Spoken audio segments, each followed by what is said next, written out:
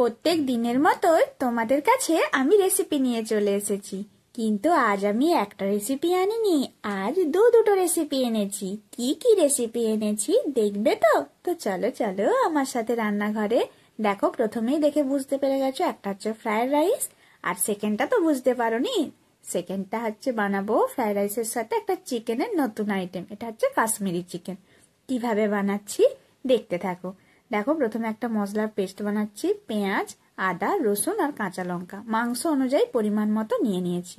আর এদিকে কাজু আর কিশমিশ ভিজিয়ে রেখেছিলাম, সেটারও একটা পেস্ট বানাচ্ছি। আর বাটির মধ্যে 1 চামচ করে জিরে, ধনে, লঙ্কা, হলুদ আর গরম মশলা, অল্প একটু জলে আর একটু গোলমরিচের গুঁড়া দিলাম, দিয়ে গুলে রেখে দিলাম। এরপর ধোয়া পরিষ্কার করা চিকেনটাকে ম্যারিনেশন করছি। তাতে দিলাম নুন, লঙ্কা গুঁড়ো, জিরে গুঁড়ো, হলুদ গুঁড়ো, ধনে গুঁড়ো, গোলমরিচের গুঁড়ো আর আদা আর রসুনের একটা পেস্ট 1 চামচের মতো দিলাম। আর কিছু এখানে লাগবে না, সমস্ত কিছু দিয়ে দিলাম। আর হ্যাঁ, 1 চামচ সর্ষের তেলও দিলে ভালো হয়, 1 চামচ দিলেই হবে। দিয়ে ভালো করে ম্যারিনেশন করে 30 মিনিটের জন্য রেখে দিতে হবে। 30 মিনিট পর ফিরে এলাম। কড়াই তেল দিয়ে তাতে তেলটা গরম হয়ে যাওয়ার পরে চিকেনগুলোকে ভেজে নেব। ভাজবো বলে একদম বিরাট হার্ড করে নয়, জাস্ট 2 থেকে 3 মিনিট একটু ভেজে ফ্রাই করে নিলেই হবে। এরপর সেই তেলেই, কড়াটা দেখে কেউ হেসো না, আমি আর কড়াটা ধুইনি, ওতেই বানিয়ে দিচ্ছি। ওতেই পেঁয়াজটা দিয়ে দিলাম, কুচিয়ে রাখা পেঁয়াজটা। তারপর যে মশলাটা আগে থেকে বানিয়ে রেখেছিলাম, আদা, রসুন আর কাঁচা লঙ্কার পেস্ট, ওটা দিয়ে দিলাম। আমার এখানে মাংস আছে 700 গ্রামের মতো, সেই অনুযায়ী আমি মশলাগুলো নিচ্ছি। তোমরাও সেইভাবেই কমিয়ে বাড়িয়ে নেবে। এরপর একটা টমেটো বেটে রেখেছিলাম, সেটাও দিয়ে দিলাম। তারপর পরিমাণ মতো নুন দিয়ে ভালো করে ভাজতে দিচ্ছি।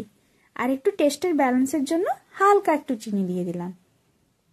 সব কিছু যখন ভালো করে ভাজা হয়ে যাবে, বাটিতে যে গুঁড়ো মশলাটা আগে থেকে রেডি করে রেখেছিলাম, ওটাও দিয়ে দিব। দিয়ে ভালো করে কষবো, 10-15 মিনিট কষবো, কিন্তু একদম তেল ছাড়া অবধি ওয়েট করব। কষা হয়ে গেলে কাজু আর কিশমিশ বাটাটা, 7-8টার মতো কাজু আর কিশমিশ ছিল 10-12টা, ওটাকে বেটে রেখেছিলাম, ওটা দিয়ে দিলাম। আর 2 চামচের মতো কাসুরি মেথি ভেজে গুঁড়ো করে রেখেছিলাম। আমি ভাজাটাই দিলে খুব ভালো লাগে, তাই ভেজে গুঁড়ো করে রেখে এতে দিয়ে দিলাম। দিয়ে সমস্ত মশলাটা ফুটে যাওয়ার পরে ভেজে রাখা চিকেনগুলো দিয়ে ভালো করে আরো 10 মিনিট কষে নেব। কষা যখন হয়ে যাবে, তখন একটা বাটিতে পরিমাণ মতো দুধ, জল নিয়েছি আমি এখানে। জল নিয়ে আমুল দুধ জাস্ট গুলে নিয়েছি জলের মধ্যে, গরম করা ওই দুধটা ওর মধ্যে ঢেলে দিলাম। তোমরা চাইলে পুরো একদম লিকুইড দুধটা দিতে পারো। শেষে দেখো ধনেপাতা ছড়িয়ে দিলাম। কত সুন্দর হয়েছে চিকেনটা, দেখেই বুঝলে। এবার সেকেন্ডটা ফ্রাইড রাইস। ফ্রাইড রাইসের জন্য প্রথমে হাঁড়িতে দেখো গোটা গরম মশলা, সাদা তেল আর কুচিয়ে রাখা গাজরগুলো দিয়ে দিলাম, আর নুনও দিলাম। দিয়ে চালটা এবার তুলে দেবো ওতে। আর এদিকে অন্য একটা কড়াতে বিনস, ক্যাপসিকামটা ভেজে নেব। আর গাজরটা কিন্তু আমি ভাজবো না, গাজরটা জলের মধ্যে দিয়ে সেদ্ধ করলে ওই চালের সাথে দেখেছি খুব সুন্দর হয়। আর এদিকে একটা দেখো ভাজা মশলা রেডি করছি। তাতে দিয়েছি জায়ফল, জয়িত্রী, এলাচ, দারচিনি, লবঙ্গ, সবকিছুই কম কম দিয়েছি। আমি এখানে 600 গ্রাম চালের ফ্রাইড রাইস বানাচ্ছি। আমি কিন্তু চালটা ভাজবো না, দেখে নাও কিভাবে বানাচ্ছি। ভাতটা হয়ে যাওয়ার পর ফ্যানটা ঝরিয়ে নিলাম। তারপর বড় একটা গামলির মতো পাত্র নেব, তাতে গরম গরম ভাতটা ঢালবো, আর গুঁড়িয়ে রাখা জায়ফল, জয়িত্রী গুঁড়াটা দেব, চিনি দেব, ঘি দেব, আর ভাজা সবজিটা দিয়ে দেবো। পরপর থাকতে থাক, এইভাবেই আমি সাজাতে থাকছি। এইভাবে সাজিয়ে 1 ঘন্টা যদি রেখে দেওয়া হয়, কোনো রকম আর যদি নাড়ানা চাড়ানোর দরকার নেই। চিনিটা কিন্তু পরিমাণ মতো দিতে হবে, চিনি, ঘি সবকিছুই পরিমাণ মতো দিতে হবে। প্রত্যেকটা ধাপে ধাপে, যেমন বিরিয়ানি সাজানো হয়, ফ্রাইড রাইসটাকেও ঠিক আমি ওইভাবেই সাজাবো। বিরিয়ানিটা দমে দেওয়া হয়, এটা দমে দেওয়া হবে না, জাস্ট একদম গরম গরম ঢাকা দিয়ে রেখে দেওয়া হবে।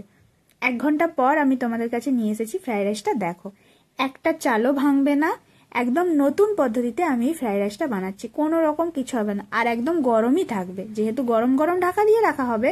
চিনি, সমস্ত কিছু মশলা সব মেল্ট হয়ে যাবে।